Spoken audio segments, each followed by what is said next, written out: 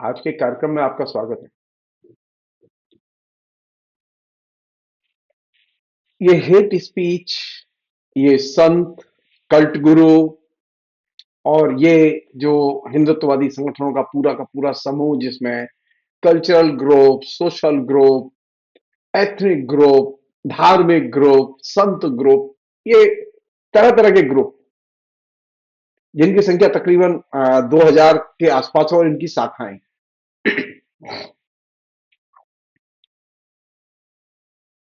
ये अपनी जिसे कहें कि हेट कल्चर को, नफरती संस्कृति को फैलाने के लिए ये लोग पहले से जनता की चेतना में जमे हुए जो पूर्वाग्रह हैं उनको वो हवा देते हैं, उनका वो दोहन करते हैं, उनको वे अगर सो गए हैं तो जगाते हैं।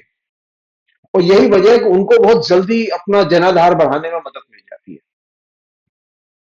हम सभी लोग हैं जिनके पास में एक टेंडेंसी है कि हम सब लोग, और ये मानवीय प्रवृत्ति है, हम लोग सब अपने को एक समूह के तौर पर, ग्रुप के तौर पर देखने की आदत है। ये समूह में देखने की कैटेगरी जाति भी हो सकती है, धर्म भी हो सकता है, गोत्र भी हो सकता है। एक गोत्र के लोग इकट्ठे हो रहे हैं, एक धर्म के लोग इकट्ठे हो रहे हैं, एक जाति के लोग इकट्ठे हो रहे हैं, एक शहर के लोग इकट्ठे हो रहे हैं, एक प्रांत के लोग इकट्ठे हो रहे हैं। ये भी हो सकता है एक जेंडर या घरेलू स्त्री। तो ये विभिन्न कैटेगरी है जिनके आधार पर हम समूह में एकत्रित होते हैं, और ये बड़ी पुरानी प्रवृत्ति है। ये जितने भी हेट ग्रुप हैं, ये इस प्रवृत्ति के आधार पर अपना मोबिलाइजेशन करते हैं। हेट से लड़ना है, हेट की कल्चर से लड़ना है, तो आपको इसके तरीके समझने होंगे। हेट की अनुभूति से, नफरत की अनुभूति से आपको बाहर जाना है, तो इसके तरीके समझने के बिना इसके आप समझ नहीं सकते। हेट से लड़ नहीं सकते, हेट के फैलाने वाले संगठनों से लड़ नहीं सकते, उनकी विचारधारा से लड़ नहीं सकते। तो ये जो ग्रुप में जुड़ने की जो सामान्य फीलिंग है मनुष्य में, वो सहज ही लोगों को जोड़ देती है। हम इन समूहों में जो घट रहा है उसके प्रति आंखें बंद कर लेते हैं, अनभिज्ञ होते हैं, और फिर हम अपने पूर्वाग्रह के आधार पर सोचने लगते हैं हम तो भारद्वाज गोत्र के हैं, हम तो सारस्वत गोत्र के, हम पराशर गोत्र के हैं, हम तो बंगाली हैं, हम तो हिंदुस्तानी हैं, हम तो उर्दू भाषी हैं, हम तो हिंदी भाषी हैं, वगैरह वगैरह।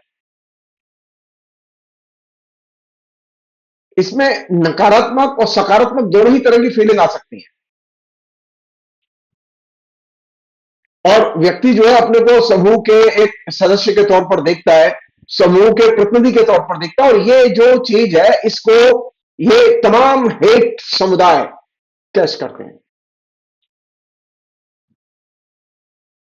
जब आप इस समूह के रूप में अपने को देखने की प्रवृत्ति से जोड़ लेते हैं, इसके साथ पक्षपात करने लगते हैं, इसकी हिमायत करने लगते हैं, इसी के आधार पर लोगों को पसंद और नापसंद करने लगते हैं, तो यही चीजें फिर आपके व्यक्तिगत पूर्वाग्रह का हिस्सा और आपके निजी अनुभव का हिस्सा बन जाती हैं। और यही वह जगह है जहां से कि नफरती कल्चर के संगठन आपके जीवन में दाखिल होते हैं, क्योंकि वे सहज ही ये जाति, धर्म, नस्ल, गोत्र, प्रांत, इनको आधार बना के आपके बीच में प्रवेश करते हैं। और आरएसएस ने इस टेक्निक का बहुत ही कौशल के साथ में इस्तेमाल किया है, और आपके अंदर जो पूर्वाग्रह थे, जो पूर्वाग्रह से जुड़ी हुई अनुभूतियां थी, उनको हवा दी है और उन्हें राजनीतिक कैपिटल में कन्वर्ट किया है। और ये पूर्वाग्रह आपके कहीं डायरेक्ट होते हैं, कहीं इनडायरेक्ट होते हैं। लंबे समय से लोगों के अंदर छिपे हुए थे तमाम किस्म के हिंदू पूर्वाग्रह, लोगों ने ध्यान ही नहीं दिया। वो ऊपर से धर्मनिरपेक्ष थे, अंदर धार्मिक पूर्वाग्रह छिपे हुए थे। हिंदुत्ववादी पूर्वाग्रह छिपे हुए थे, किसी ने सोचा ही नहीं। लेकिन जो ही आरएसएस ने संगठन बना के इन लोगों में काम करना शुरू किया, ये पूर्वाग्रह सतह पर आ गए और वे धर्मनिरपेक्ष कतारों से निकल के लोग हिंदुत्ववादी कतारों में चले गए, और वे अब व्यक्ति के फैसलों को प्रभावित करते हैं। यहां तक कि इन पूर्वाग्रहों का जो इनडायरेक्ट हमारी चेतना में होते हैं, वो जाते नहीं है। आपको सचेत रहना होता है। यहां तक कि जो वैज्ञानिक हैं, उनमें भी एक अच्छा खासा सेक्शन है जिसके अंदर ये धार्मिक, जाति, धर्म, नस्ल, प्रांत, भाषा, इनके पूर्वाग्रह छुपे हुए हैं।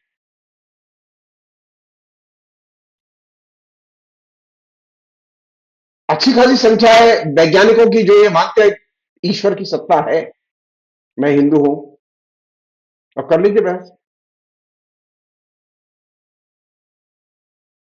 आप ये जो कुंभ के नाम पर जो धर्म संसद हुई, और धर्म संसद में जो लोगों ने भाषण दिए, उनके भाषण सुने। उसके पहले भी जो ये लोग भाषण देते रहे जगह जगह, हेट कैंपेन के तौर पर, हेट स्पीच के तौर पर, उन्हें सुने। तो आपको लगेगा कि ये तो सब राम के सेवक हैं, गंगा के सेवक हैं, ये कृष्ण के सेवक हैं।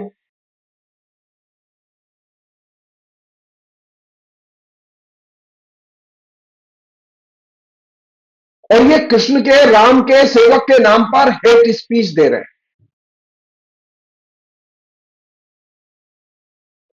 जो राम का, कृष्ण का, गंगा का भक्त है, उसका किसी भी रूप में नफरती भाषण देना अपराध है, पाप है। आक्रामक भाषण देना अपराध है, पाप है। वो कभी हिंदू नहीं हो सकता। जो आक्रामक भाषण देता है, जो नफरती भाषण देता है, वो कभी हिंदू नहीं हो सकता। वो कभी मुसलमान नहीं हो सकता, वो कभी कोई ईसाई नहीं हो सकता। Hate campaigner, hate speaker, hate speech देने वाले ईसाइयों में भी है, मुसलमानों में भी है, और हिंदुओं में भी है। और हिंदुओं का चूंकि हिंदुस्तान में वर्चस्व है, तो अब इनकी एकदम फसल लहलहा रही है और सबको परेशान किए हुए। ये हेट स्पीकर ऐसी भाषा बोलते हैं जो आपको मोटिवेट करे, आपको एक्टिव करे। और आपको एक्टिव करने के लिए जरूरी है कि एग्रेसिव भाषा बोली जाए, क्योंकि एग्रेसिव भाषा जल्दी एक्टिव करती है। यही वजह है कि सारे स्पीकर एग्रेसिव भाषा बोलते हैं। आमतौर पर यह होता है कि जो भाषा, जो बात कहनी है वो भाषा में सरल ढंग से कह दो, सामान्य ढंग से कह दो, शांत भाव से कह दो। लेकिन ये शांत भाव से कोई बात नहीं कहते, ये हमेशा आक्रामक ढंग से अपनी बात कहते हैं। आक्रामक ढंग से अपनी बात कहने का, आक्रामक भाषा में वक्तृता का एक फल, और समाज के लिए कुफल यह है कि वक्ता अपनी जिम्मेदारी से मुक्त हो जाता है। कि हमने तो भाषण दिया था, हमने थोड़ी कहा था लोगों से। वहां आप सुनिए, वो उठ उठ के एक जो व्यक्ति है, जो कि आयोजक था, मैं नाम नहीं लेना चाहता उसका किसी का, वो उठ उठ के कह रहा शांत रहिए, और अब सारे लोग आग लगाने वाले भाषण दे रहे थे, आक्रामक भाषण दे रहे थे।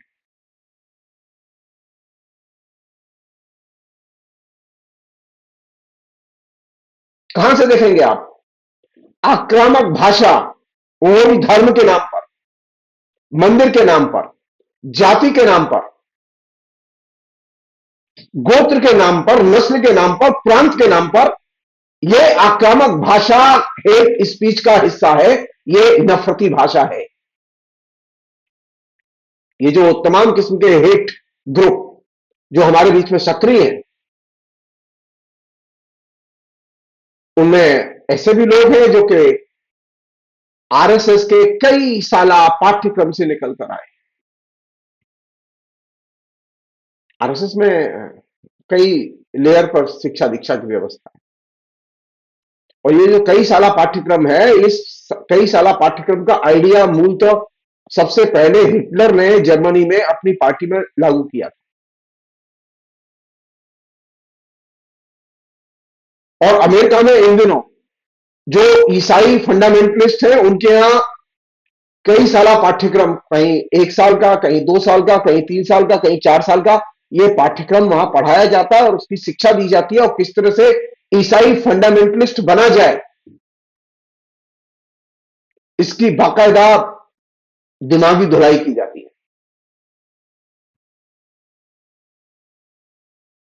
भारत में हेट कैंपेन करने वाले जो लोग हैं, उसमें ऐसे भी ग्रुप हैं जो डायरेक्ट संघ से जुड़े हुए हैं, और ऐसे भी ग्रुप हैं जो संघ से स्वतंत्र भी हैं। यानी उन लोगों ने बनाए जो पहले कभी संघ में थे, निकल निकल के संघ से बाहर चले गए, उन्होंने अलग से संगठन बना लिया। तो ये लोग अलग से अपना संगठन चलाते हैं। चौथी कोटि ऐसे लोगों की है जो कि विभिन्न सांस्कृतिक समुदायों, संस्कृति और उपसंस्कृति के अंदर संगठन बनाए काम करते हैं। आप देखेंगे भाषा के नाम पर, कल्चर के नाम पर, ऐसे बहुत सारे छोटे छोटे छोटे छोटे ग्रुप, संगठन आपको पूरे देश में काम करते हुए मिल जाएंगे।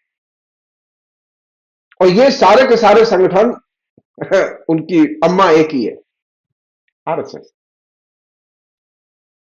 इन चारों कोटियों के जो संगठन हैं, उनका एक ही साझा एजेंडा है, हिंदुत्व का विस्तार करो और बहुसंख्यकवाद की राजनीति करो। सबसे मजेदार बात बता रहा हूं आपको कि इनमें संगठनों में एक दूसरे का काम की नकल करने की बड़ी अच्छी आदत है। अगर कोई काम विश्व हिंदू परिषद ने शुरू किया है, तो बाकी संगठन उसकी नकल करने लगेंगे, एकदम जीरोक्स कॉपी करने लगेंगे। तो इन लोगों को सर्कुलर निकालने की जरूरत नहीं पड़ती है, वो एक दूसरे की नकल करना शुरू कर देते हैं। तो ये चारों संगठन अपने अपने तरीके से नकल करते हैं, हेट की नकल करते हैं, और बड़े श्रृंखलाबद्ध ढंग से, बहुत ही प्लान से वो काम करते हैं। इसके अलावा इन चार तरह के कोटि के संगठनों के अलावा इनकी पांचवी कोटि और है, जो कि पिछले दिनों पैदा हुई है जब से इंटरनेट आया है। उसे हम लोग कहते हैं सोशल मीडिया और मास मीडिया के संगठन। इससे जुड़ी हुई असंख्य वेबसाइट हैं, लाखों व्हाट्सएप ग्रुप हैं, और वैसे ग्रुप हैं जिनके लाखों लोग सदस्य हैं।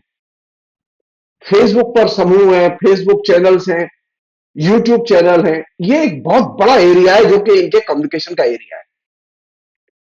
ये सभी संगठन एक झंडे तले हैं, जिसे हम लोग कहते हैं भगवा झंडा, तिरंगा नहीं। तिरंगा तो ये अपने जिसे कहें कि फेस सेविंग के लिए कभी कभी दिखा देते हैं। और इन सभी पांचों कोटि के संगठनों की एक साझा विशेषता है, वह है डिसइंफॉर्मेशन फैलाना। और अपने डिसइंफॉर्मेशन के जरिए राजनीति, मीडिया और सोसाइटी, समाज, इसको पूरी तरह से प्रभावित करना, और अपने लिए अर्थव्यवस्था का, डिजिटल सूचना संसार का, उसके विज्ञापनों का एक तरह से दोहन करना। इनके पास पैसे की कोई कमी नहीं है, हजारों लोग काम कर रहे हैं इसमें, उनको पेमेंट मिल रहा है, हैंडसम पेमेंट मिल रहा है।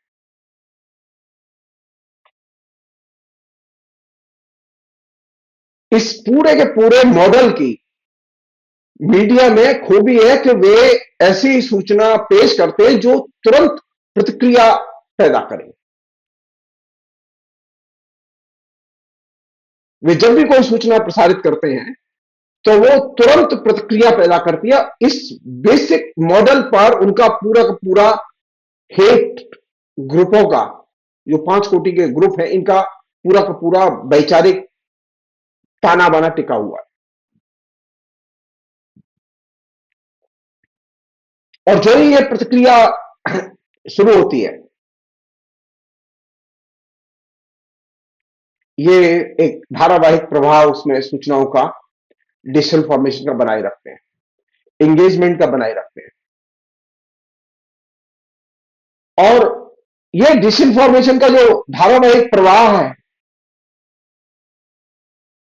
वो प्रवाह इतना मतलब आक्रामक है और इतना तेज है कि वो किसी को भी डिस्टर्ब कर सकते हैं।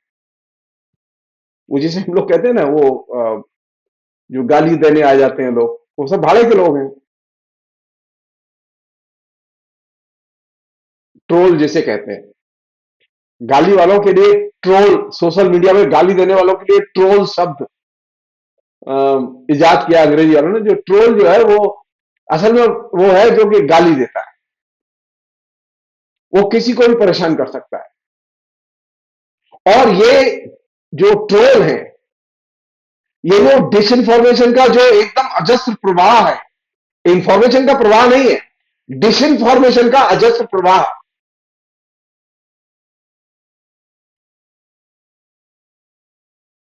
वो पॉलिटिकल जो डिस्कोर्स है, राजनीतिक जो बहसें हैं जो समाज में चल रही हैं, मीडिया में चल रही हैं, अखबार में चल रही हैं, टेलीविजन में चल रही है, इन सबको वे प्रभावित करते हैं।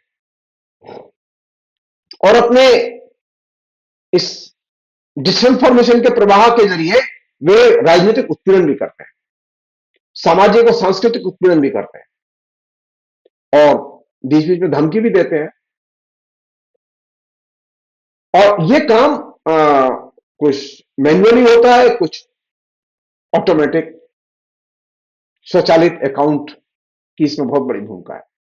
और स्वचालित अकाउंट के जरिए बहुत जल्दी लाखों लोगों को मैसेज दे दिया जाता है, और तुरंत ही एक तरह से पूरे देश में, विदेश में, जहां वो चाहते हैं वहां एक तरह से डिसइंफॉर्मेशन का एकदम धारावाहिक प्रवाह वो पहुंच जाता है। और इसमें इन दिनों ट्विटर और फेसबुक और इंस्टाग्राम, इन तीन की बहुत बड़ी भूमिका है। और ये जो स्वचालित जो अकाउंट हैं, इन स्वचालित अकाउंट्स को संचालित करने वाले लोगों को अच्छा पेमेंट दिया जाता है। ये काम जनसंपर्क कंपनियां नहीं करती, बल्कि ये इंडिविजुअली लोग करते हैं। इसमें अच्छी खासी संख्या में युवा और पत्रकार भी वो पेमेंट लेके काम कर रहे हैं।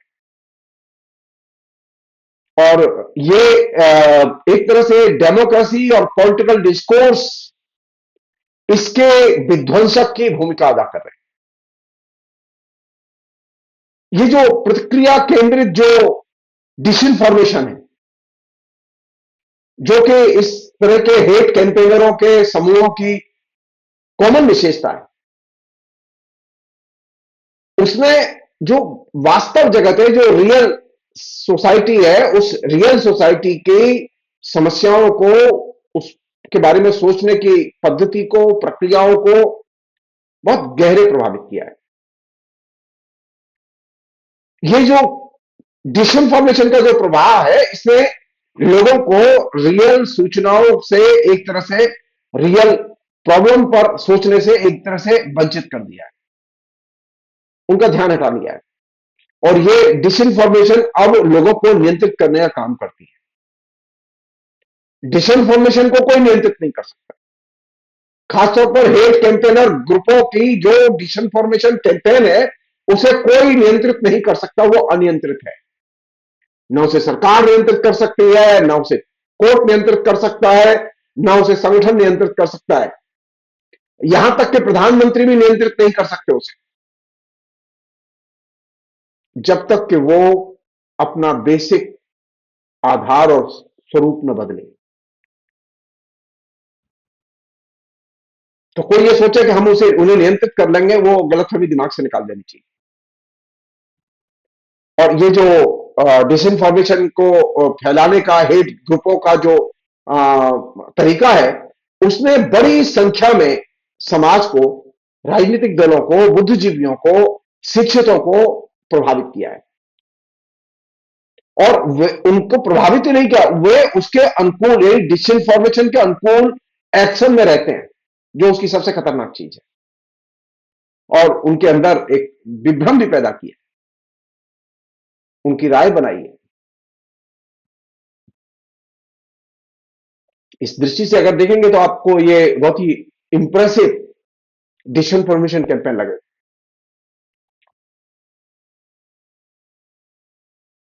और ये जो डिसइंफॉर्मेशन कैंपेन है, इसकी दूसरी बहुत महत्वपूर्ण विशेषता है, वो ये कि ये पहले से जो मौजूद चीजें हैं, तथ्य हैं, परंपराएं वगैरह हैं, इनका वे जम के दुरुपयोग करते हैं, उसके बारे में को व्याख्याएं पेश करते हैं, जिससे कि वे अपने पढ़ने वाले को, सुनने वाले को वे प्रभावित कर सकें। और इसका जो बेसिक लक्ष्य है वो ये कि जो राजनीतिक धार्मिक जो विश्वास है लोगों के, जो बेसिकली बहुत रिएक्शनरी विश्वास है, उनको बचाए रखा जाए। ये जो धर्म धर्म हो रहा है ना, कुंभ कुंभ हो रहा है, उसका लक्ष्य क्या है? उसका लक्ष्य ये नहीं है, उसका लक्ष्य ये नहीं है कि आपको धर्म का विकास करना है। उसका लक्ष्य यह है कि धर्म की जो गलत समझ बनी हुई है, उसे ज्यों का त्यों बनाए रखो, और उस गलत समझ के लिए डिसइंफॉर्मेशन के सूचना प्रवाह को अबाधित ढंग से जारी रखो। और इसके लिए नई नई कहानियां बनाओ,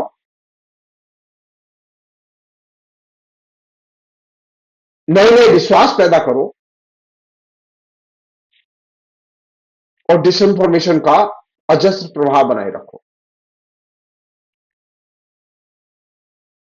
मुश्किल यह है कि इस डिसइंफॉर्मेशन कैंपेन पर जनता इसलिए विश्वास करती है कि जनता में एक धारणा है, पहले से चली आ रही है, कि मीडिया जो बोलता है सच बोलता है। हकीकत यह है कि मीडिया जो बोलता है वो सच नहीं बोलता, और ये जो डिसइंफॉर्मेशन कैंपेन करने वाले लोग हैं, ये सेलिब्रिटी का जम के इस्तेमाल करते हैं। ये जितनी भी सूचनाएं देते हैं, जितने भी तथ्य देते हैं, उनकी कोई भी जांच करेगा तो वो फेक पाए जाएंगे।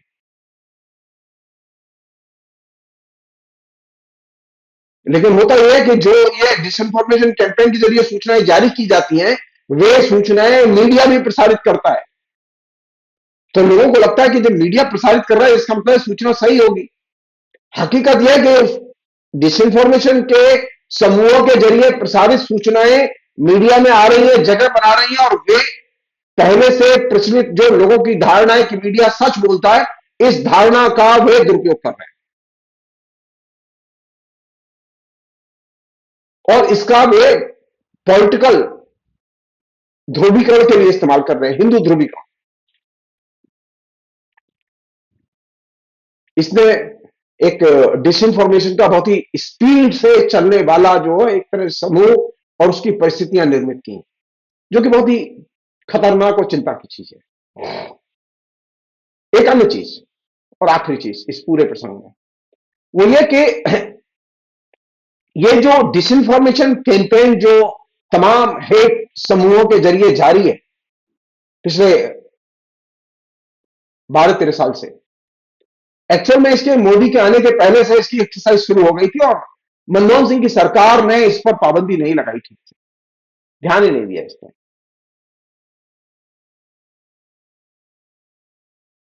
इस डिसइंफॉर्मेशन कैंपेन का सबसे बड़ा लक्ष्य है, जिसे हम लोग कहते हैं डिजिटल डिसइंफॉर्मेशन कैंपेन।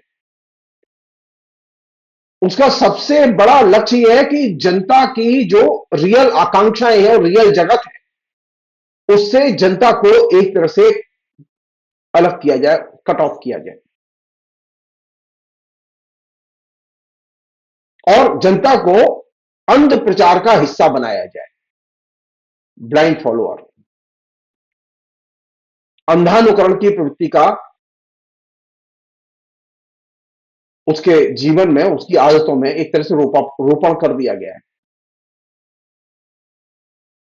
और इस अंधानुकरण की प्रक्रिया के बढ़ने का एक दुष्परिणाम यह हुआ है कि लोगों में घृणा का प्रचार, घृणा की बातें, वो बहुत ही प्रभावशाली हो गई और वो जल्दी लोग उसका अनुसरण करते हैं। इसके कारण धार्मिक अल्पसंख्यकों पर हमले बढ़े हैं, सांप्रदायिक हिंसा बढ़ी है। जितनी हेट स्पीच बढ़ती गई, सांप्रदायिक हिंसा और अल्पसंख्यकों पर हमले ये तेज होते चले गए।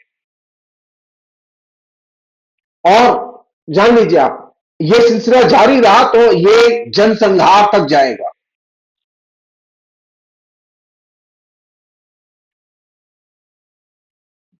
इसको कैसे तोड़ा जाए, ये सोचने की जरूरत है।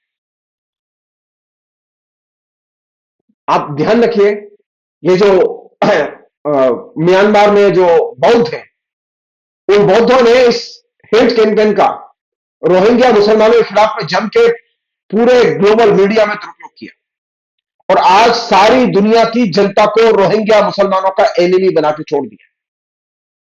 और यह काम किया उन्होंने विशुद्ध रोहिंग्या मुसलमानों के बारे में डिसइंफॉर्मेशन का हैवी आक्रामक कैंपेन करके।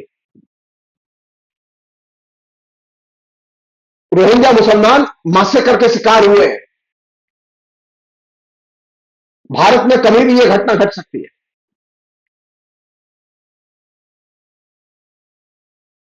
चुनाव में ये जो हेट कैंपेन आता है, ये एक तरह से वो चुनाव में कम खर्च में बहुत बड़े पैमाने पर आप हेट कैंपेन करने में सफल हो जाते हैं, क्योंकि चुनाव के समय आम जनता के दिमाग खुले रहते हैं, वो जो भी चीज डाली जाती है उसे रिसीव करती रहती है।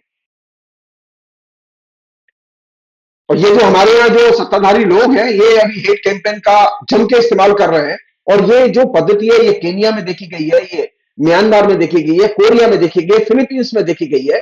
इसका सत्ताधारियों ने डिसइंफॉर्मेशन कैंपेन का और हेट ग्रुपों का जम के इस्तेमाल किया है और जनता की राय को प्रभावित किया है। हम में से ज्यादातर लोग ये समझते ही नहीं कि Modi hate campaign, disinformation campaign के जरिए जनता के दिमाग को नियंत्रित करने और रियल समस्याओं से उसका ध्यान हटाने में सफल रहे हैं। यहां तक कि वे विदेशों में रहने वाले भारतीयों को भी उन्होंने समझा दिया कि भारत में डेवलपमेंट हुआ है, भारत में बिल्कुल आर्थिक तबाही मची हुई है।